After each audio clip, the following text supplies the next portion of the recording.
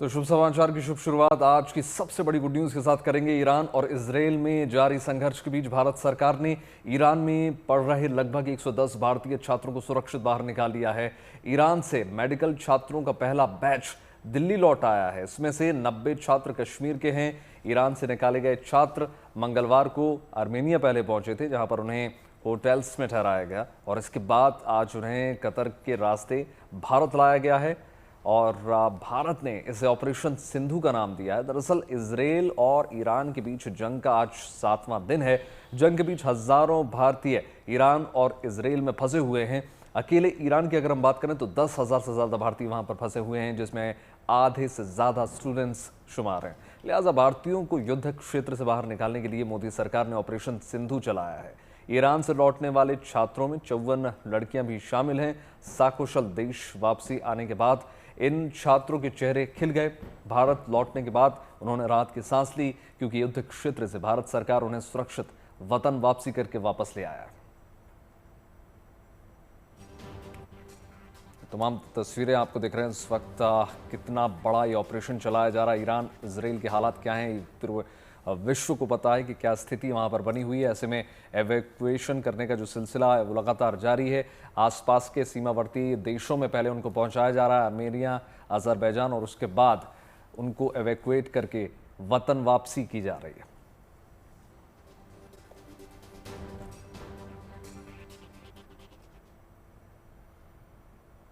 तो आज की सुबह उन परिवारों के लिए बेहद खास थी जिनके बच्चे ईरान से सुरक्षित लौटकर भारत वापस आए। युद्ध भूमि से छात्र वापस लौट रहे थे तो उनका परिवार बेहद खुश था। अपने बच्चों को लेने के लिए कुछ परिजन रात में ही एयरपोर्ट पहुंच गए और जब इन परिवारों के बच्चे सुरक्षित लौट आए तो माहौल खुशनुमा हो गया। हाथों में भारत का फ्लैग और चेहरे पर अपनों से मिलने की खुशी देखते ही बन रही थी।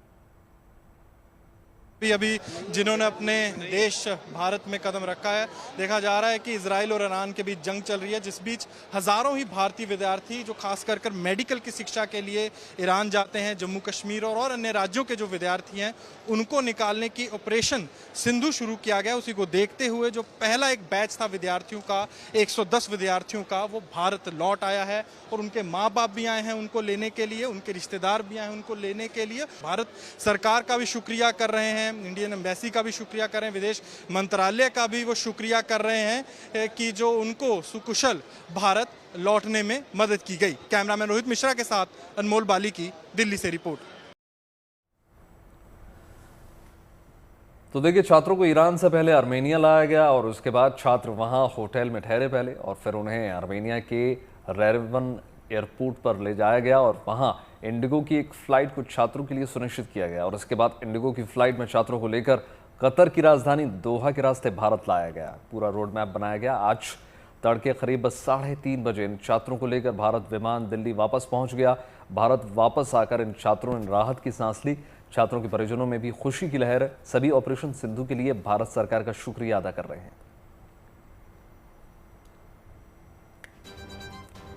बहुत अच्छा था, हमें बहुत अच्छे से निकाला गया वहाँ से। एम्बेसी ने बहुत सपोर्ट किया हमें। किस शहर में थी यहाँ पर आने? उर्मिया। क्या कोर्स कर रही हैं आप वहाँ पर? MBBS। अभी मेरा 2nd ईयर है। अभी आपका कैसे रहा जो जर्नी का रूट था? हाँ, बहुत अच्छा था और एम्बेसी ने बहुत सपोर्ट किया। और मेरा नाम नरजिस है और हमें बाय बस वहाँ से फिर आर्मेनिया लेके जाया गया, फिर वहाँ से हम यहाँ पे आए। वहाँ हम डरे हुए थे, क्या पता जो है आर्मेनिया बॉर्डर है, क्या पता वहाँ पे कुछ हो जाए, लेकिन इंडिया ने बहुत हमारा ख्याल रखा, हमें अच्छा खाना खिलाया, सब कुछ अच्छे से था, होटल सब बहुत अच्छा था। आर्मेनिया के अंदर एम्बेसी वालों ने बहुत हेल्प की। हर जगह ईरान के हर जगह हालात ख़राब है, तो हम भी डरे हुए थे वहाँ कब हम घर जाए, क्योंकि हालात ख़राब दिन ब दिन ख़राब ही हो जाते थे। एम्बेसी ने 24/7 ये नंबर्स दिए हैं, तो हमने एम्बेसी हमारे साथ कांटेक्ट करते हैं, हम एम्बेसी से कांटेक्ट कर रहे थे, तो हम एम्बेसी ने हमारी एम्बेसडर ऑफ जो तेहरान में हमारा एम्बेसडर है उसने हमारा बहुत हेल्प किया। या फिर हम आर्मीनिया से आए तो वहाँ भी जो एम्बेसडर थी वो भी बहुत अच्छी है, उसने भी बहुत हेल्प किया। ये ने गवर्नमेंट ऑफ इंडिया ने हमें बहुत हेल्प किया और particularly minister of foreign affairs ने। सिचुएशन जो है बहुत ही खतरनाक हो रही है। यहाँ से ईरान भी मिसाइल डाल रहा है, वहाँ से इजराइल भी मिसाइल, तो रोज़ बरोज़ जो है वो बढ़ता ही जा रहा है। तो I am really thankful for the Indian embassy, they evacuated us really quick In 2-3 days we are in here, India. I am very happy. मंजिल तो थोड़ा खतरनाक ही था, बट 2 दिन पहले ठीक ही उतना नहीं था। अभी बहुत खतरनाक है। इवैक्यूएशन थोड़ा मुश्किल है। 2 दिन पहले हमें इवैक्यूएट किया गया, तब ठीक ही था। अभी थोड़ा सा मुश्किल है। तो छात्रों की वापसी की शानदार खबर के बाद अब रुक करते हैं अगली खबर का। प्रधानमंत्री नरेंद्र मोदी 3 देशों की यात्रा के बाद स्वदेश लौट आए हैं। इससे पहले क्रोएशिया में प्रधानमंत्री मोदी का ग्रैंड वेलकम हुआ। दरअसल कनाडा में G7 की बैठक में शामिल होने के बाद पीएम मोदी जब क्रोएशिया पहुंचे, उनके स्वागत में गायत्री मंत्र का पाठ हुआ, जय श्री राम का जयकारा लगा।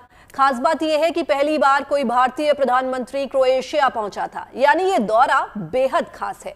दोनों देशों के रिश्तों में मजबूती के साथ व्यापार को बढ़ावा देने के लिहाज से भी ये दौरा बेहद अहम है। तो आप देख सकते हैं किस तरह से क्रोएशिया पहुंचने पर प्रधानमंत्री नरेंद्र मोदी का ग्रैंड तरीके से वेलकम हुआ और G7 की बैठक में शामिल होने के बाद पीएम मोदी जब क्रोएशिया पहुंचे तो उनके स्वागत में गायत्री मंत्र का पाठ किया गया और साथ ही साथ जय श्री राम के नारे लगाए गए। खास बात यह भी है कि पहली बार कोई भारतीय प्रधानमंत्री क्रोएशिया पहुंचा था।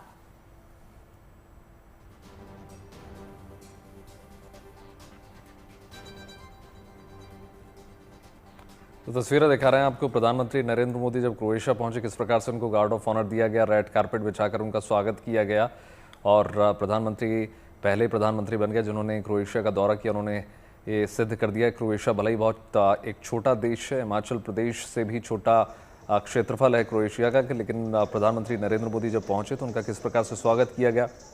पहले सांस्कृतिक नज़रिए से अगर हम देखें तो भरतनाट्यम के माध्यम से एक प्रस्तुति दी गई जिसका अभिनंदन स्वीकार किया प्रधानमंत्री नरेंद्र मोदी ने। उसके बाद तमाम विषयों पर वार्ता हुई और प्रधानमंत्री नरेंद्र मोदी अब वतन वापसी के लिए 3 देशों के दौरे के बाद प्रधानमंत्री नरेंद्र मोदी आज वतन वापसी उन्होंने की और क्रोएशिया में जिस तरीके से प्रधानमंत्री मोदी का स्वागत हुआ वो बेहद खास था, क्योंकि हाथों में इंडियन फ्लैग लिए लोग वहां प्रधानमंत्री का अभिवादन उन्होंने स्वीकार किया। और आप देखिए किस तरह से गायत्री मंत्र के जब से उनका स्वागत हुआ, गायत्री मंत्र का पाठ किया गया जैसे ही प्रधानमंत्री मोदी जो एयरपोर्ट पे पहुंचे और साथ ही साथ जय श्री राम के नारे भी लगाए गए।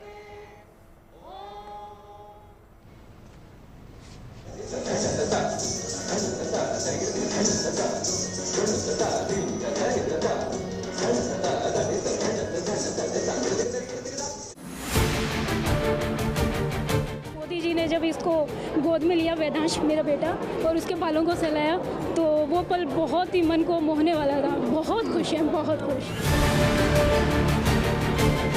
बहुत ज़्यादा प्राउड फील हो रहा है कि वो हमारे प्राइम मिनिस्टर हैं, क्योंकि उन्होंने हमारे लिए इंडिया में बहुत कुछ किया है कि इसलिए हम बहुत ज़्यादा ग्रेटफुल है कि हम उनसे मिल पाए एटलीस्ट आज।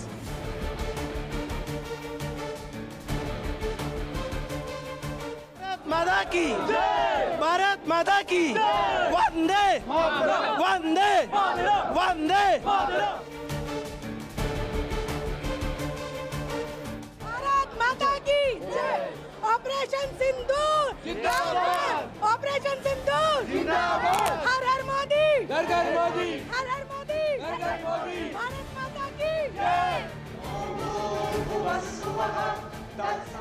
गायत्री मंत्र के साथ प्रधानमंत्री मोदी का स्वागत।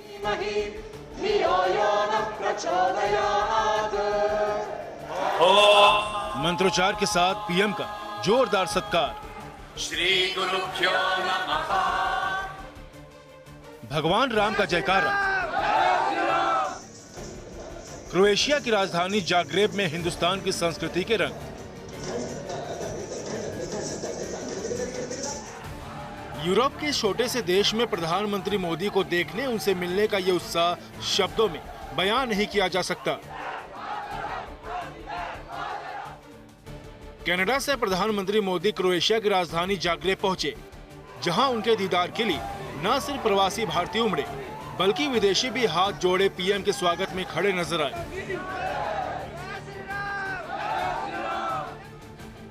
क्या बच्चे, क्या बड़े, क्या भारतीय, क्या विदेशी, और तो और साधु भी होटल के बाहर प्रधानमंत्री के स्वागत में खड़े नजर आए। हाथों में तिरंगा लेकर लोग प्रधानमंत्री मोदी से मिलने को बेताब दिखे।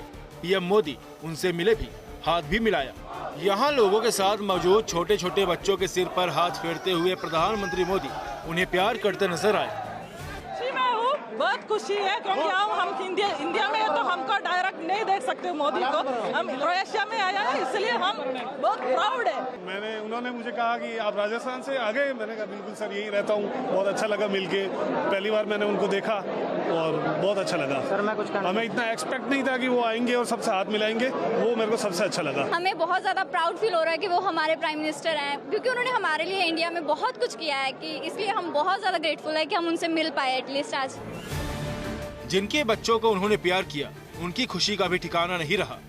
और हम बहुत खुश हैं। मोदी जी ने जब इसको गोद में लिया, वेदांश मेरा बेटा, और उसके बालों को सहलाया, तो वो पल बहुत ही मन को मोहने वाला था। बहुत खुश हैं, बहुत खुश। धन्यवाद पीएम मोदी जी। ऑपरेशन सिंदूर की धमक हिंदुस्तान से मीलों दूर क्रोएशिया में भी सुनाई दी।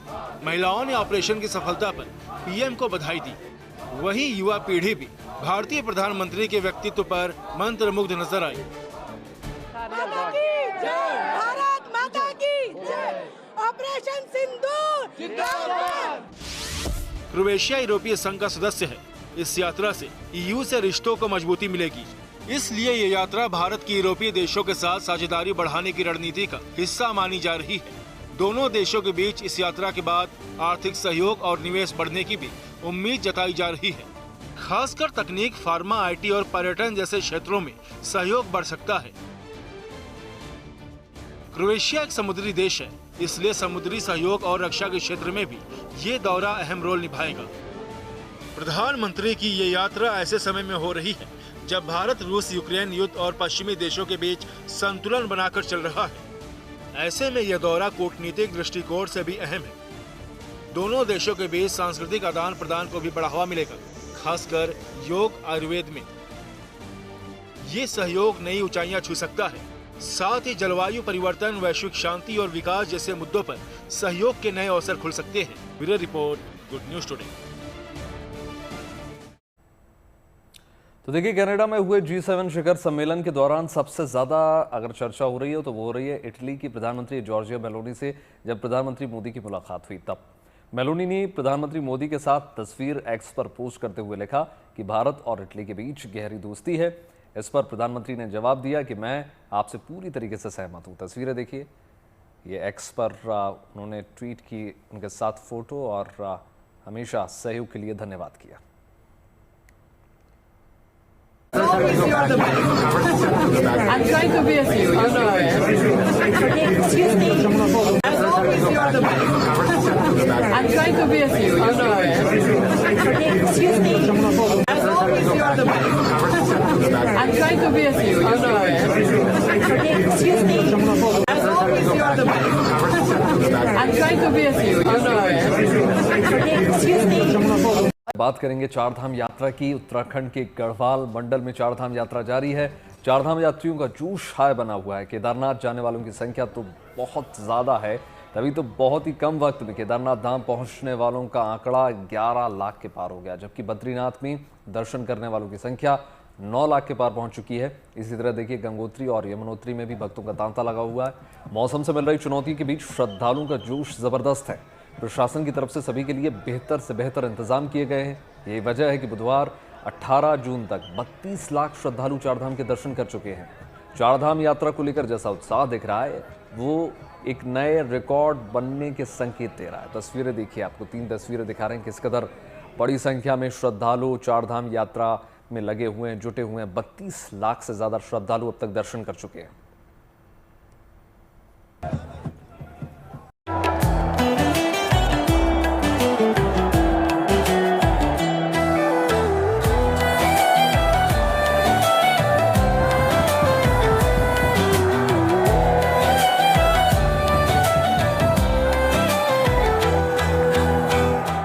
मौसम के बदले हुए मिजाज के बीच भी चारधाम की यात्रा न सिर्फ जारी है, बल्कि यात्रा को लेकर श्रद्धालुओं का उत्साह भी देखने वाला है। केदारनाथ धाम हो या भगवान बद्री विशाल का दरबार या फिर गंगोत्री या यमुनोत्री धाम, चारों ही धाम में प्रतिदिन बड़ी संख्या में श्रद्धालु पहुंच रहे हैं। मैं मौजूद हूं धरासू यमुनोत्री नेशनल हाईवे पे, और ये वही हाईवे है, जहां से यमुनोत्री धाम की यात्रा पूरी करने के बाद तीर्थ यात्री गंगोत्री धाम की ओर रवाना होता है। लगातार यमुनोत्री और गंगोत्री धाम में यात्रियों की संख्या में इजाफा होता चला जा रहा है। हमें बहुत मजा आ रहा है यात्रा को आगे बढ़ाते हुए। व्यवस्थाएं सरकार ने भी अच्छी कर रखी है, रोड भी अच्छे हैं और प्रकृति अगर साथ देती है तो प्रकृति की कुछ छटाएं हैं, बारिश किसी समय आ सकती है, जा सकती है, वो अलग बात है, बाकी अच्छी व्यवस्थाएं हैं। अब जो देखने को मिल रहा है वो यात्रा व्यवस्थाओं को लेकर के एक संतुष्टि का आभास करा देता है, यानी कि जो अभी तक की जो यात्रा है वो निर्बाध रूप से लगातार तीव्र गति से गति पकड़ती हुई चली जा रही है। बारिश के बावजूद चार धाम यात्रा को लेकर श्रद्धालु पूरे जोश में दिख रहे हैं। एक दिन पहले यानी 18 जून तक चार धाम यात्रा पर 32 लाख श्रद्धालु पहुंच चुके हैं। 2 मई को कपाट खुलने के बाद से 48 दिनों के अंदर केदारनाथ धाम पहुंचने वाले श्रद्धालुओं की संख्या 11,40,000 के पार पहुंच चुकी है। तो 4 मई को कपाट खुलने के बाद से 46 दिनों के अंदर 8.25 लाख श्रद्धालु भगवान बद्री विशाल के दर्शन कर चुके हैं। 30 अप्रैल को गंगोत्री और यमुनोत्री धाम के कपाट खुलने के साथ ही चार धाम यात्रा शुरू हो गई थी। तब से लेकर इन दिनों धाम पहुंचने वाले श्रद्धालुओं की संख्या 10 लाख के पार जा चुकी है। 18 जून तक के आधिकारिक आंकड़ों के अनुसार कुल 10,18,711 यात्री गंगोत्री और यमुनोत्री धाम के दर्शन करने पहुंचे। 5,12,931 यात्री गंगोत्री तो 5,05,780 यात्री यमुनोत्री धाम पहुंच चुके हैं। चारों धाम में जिस तरह हर दिन बड़ी संख्या में श्रद्धालु उमड़ रहे हैं, उसे देखते हुए ये तय माना जा रहा है कि इस सीजन में यात्रा का एक नया रिकॉर्ड जरूर बनेगा। उत्तरकाशी से ओमकार बहुगुणा और चमोली से कमल नयन सिलोड़ी के साथ bureau report, good news today. और अब बात मौसम के मिजाज की करेंगे। मॉनसून ने एक बार फिर से रफ्तार पकड़ ली है। तेजी से ये आगे आगे बढ़ता जा रहा है। तभी तो तय वक्त से पहले मॉनसून ने राजस्थान में एंट्री मार ली है। अब तक मॉनसून देश के कई हिस्सों को लेकर कवर कर चुका है। जगह जगह मॉनसूनी बारिश भी हो रही है और लोग खुशनुमा मौसम का लुत्फ उठाते भी नजर आ रहे हैं। हिमालयन रीजन में भी मॉनसून ने 1-2 दिन में पहुंचने का अनुमान जताया है, लेकिन दिल्ली में अभी तक इसका इंतजार है। दिल्ली में बादलों की लुक्का छिपी अभी भी जारी है।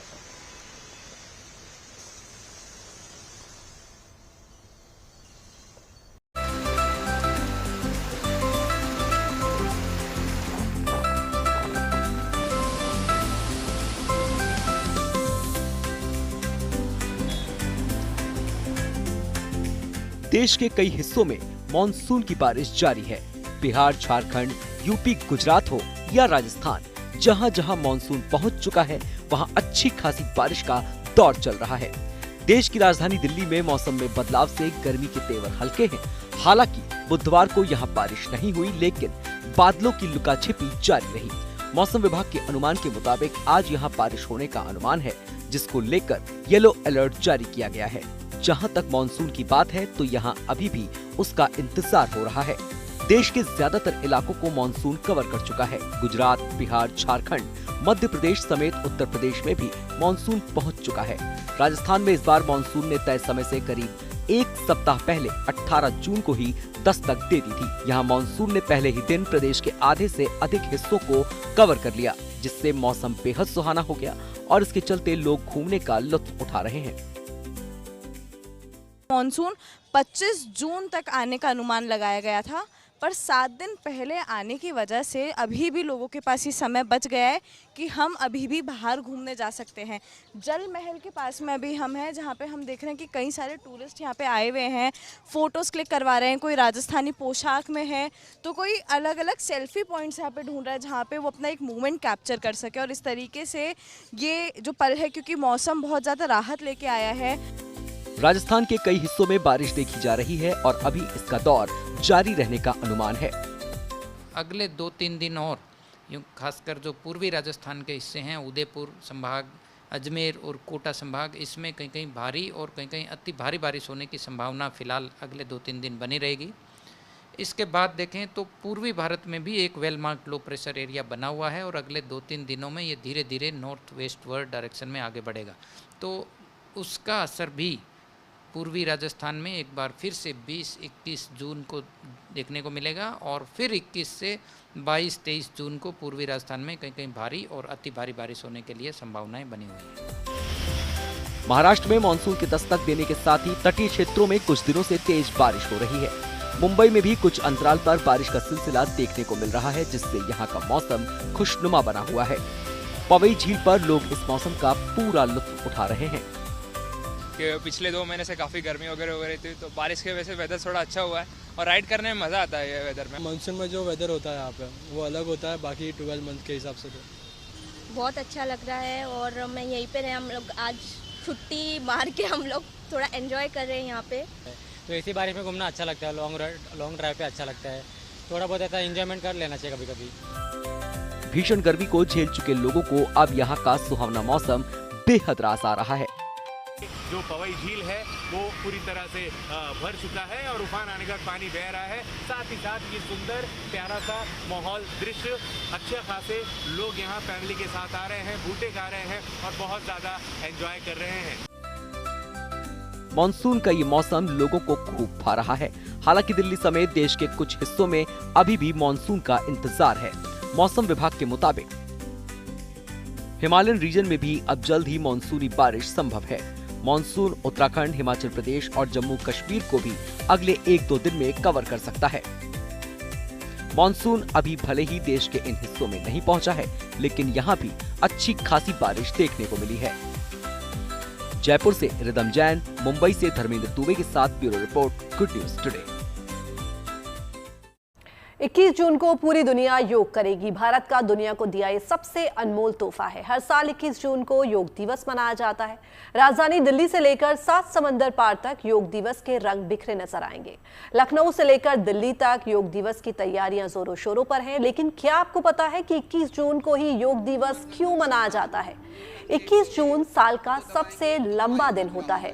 इसे योग के दृष्टिकोण से आध्यात्मिक महत्व वाला दिन भी माना जाता है।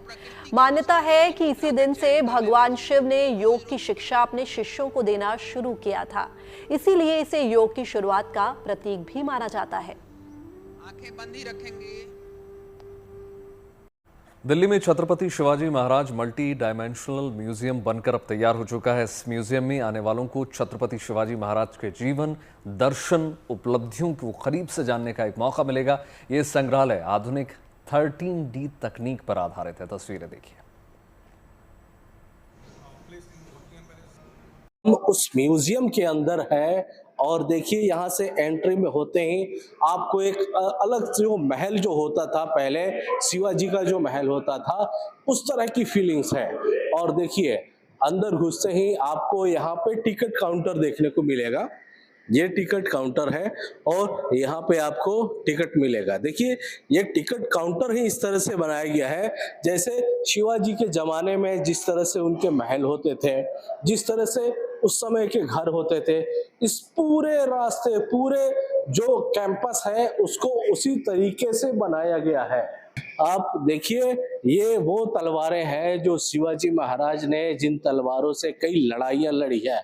सभी तलवारों के एक अपना अपना इतिहास है, यानी इतिहास के जो शुरुआत है, जो उनके बारे में जानने की जो चीजें हैं वो यहाँ से शुरू हो जाती हैं और जगह जगह और उनके बारे में भी लिखा गया है और हथियार जितने भी वो इस्तेमाल करते थे वो यहाँ पे लगाए गए हैं। ये जो उनकी ड्रेस थी युद्ध के दौरान ये बड़ा ही प्रसिद्ध हुआ करता था। इसको पहन करके जब वो मैदान में उतरते थे तो दुश्मनों के होश फाख्ता हो जाते थे। इस तरह की चीजें यहाँ पे म्यूजियम में लगाई गई है। ये शिव पूर्व काल है ये, यानी ये इस तरह के कमरे यहाँ पे कई सारे बने हुए हैं। और जब आप इसके अंदर आएंगे तो देखिए, आप जब इसके अंदर आए तो ये वो इतिहास की तस्वीर थी, अब ये आधुनिकता का तस्वीर है। देखिए यहाँ पे एक आपको थिएटर दिखेगा, बेहद आधुनिक है ये। क्योंकि आधुनिक इसलिए क्योंकि देखिए यहाँ पे जो कुर्सियां हैं ये 13D जो पिक्चर है वो इसमें दिखाया जाता है। हम लोग यहाँ पे आ गए हैं, ये रायगढ़ है, ये छत्रपति शिवाजी महाराज जी की राजधानी है ये। और देखिए इस राजधानी को कैसे बनाया गया है ये देखिए आप। ये भी एक हॉल है।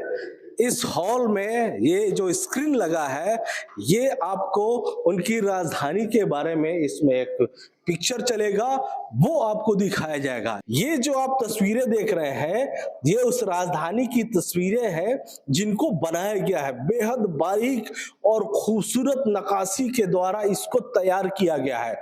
इस स्क्रीन पे जो भी पिक्चर चलेगा, इस राजधानी को आखिर कैसे बनाया गया, शिवाजी ने कैसे इसकी स्थापना की, उन सभी का जिक्र इसमें है। इस हॉल में इस तरह के स्क्रीन लगाए गए हैं और इस स्क्रीन में ये जो रायगढ़ की ये राजधानी, ये जो जगह है, इसके बारे में बताया गया है। और आप इस स्क्रीन को टच करेंगे, जो भी आपको जानना होगा, यहाँ जब आप टच करेंगे तो उसके बाद उसके बारे में आपको ये जो बनाया गया है इस पे देखने को मिलेगा। जल्द ही जो है वो इसको उद्घाटन किया जाएगा, आम लोगों के लिए खोला जाएगा।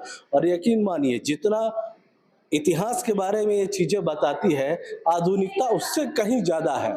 यानी यहाँ पर जब भी ये खुलेगा, यहाँ आकर आपको बहुत अच्छा लगने वाला है और आप पूरे परिवार के साथ यहाँ पर आकर अपना एक जो वीकेंड होता है वो भी एंजॉय कर सकते हैं और इसके साथ ही छत्रपति शिवाजी के बारे में जानकारी भी हासिल कर सकते हैं।